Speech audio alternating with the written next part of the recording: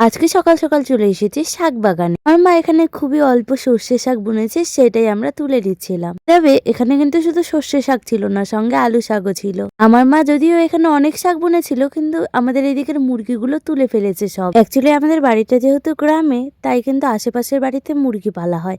সেখানের মুরগিগুলো এসে আমাদের সব শাক নষ্ট করে দিয়েছে। আর যাই হোক, যতটা আছে ততটাও কিন্তু কম নয়। শাক কিভাবে তুলতে হয় সেটা তো আমার জানা ছিল না, তাই আমি কিন্তু বুঝতে পারছিলাম না কেমন করে তুলবো। সঙ্গে যেহেতু আমার দিদি গিয়েছিল, ভিডিওটা করে দিচ্ছিল, তাই কিন্তু ও বলে বলে দিচ্ছিল, আমি সেভাবেই তুলে নিচ্ছিলাম। এইভাবে তোমাদের কার কার সর্ষে শাক খেতে ভালো লাগে সেটা কিন্তু অবশ্যই বলবে।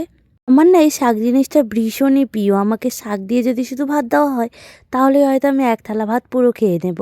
শাকগুলো দেখো কত সুন্দর ফ্রেশ, না আছে ধুলো না আছে বালি। যে থেকে যেটা কেনা হয় সেটা কিন্তু এতটাও ফ্রেশ থাকে না, আর সঙ্গে সার দিয়ে ভর্তি থাকে। আমাদের শাকে কিন্তু কোনো সারও ছিল না। ওটা যেহেতু আগেই খেয়ে নিয়েছি, শাকটা কিন্তু খেতে ভীষণই ভালো হয়েছিল। আমার ভিডিওটি তোমাদের কেমন লাগলো সেটা অবশ্যই বলো। টাটা।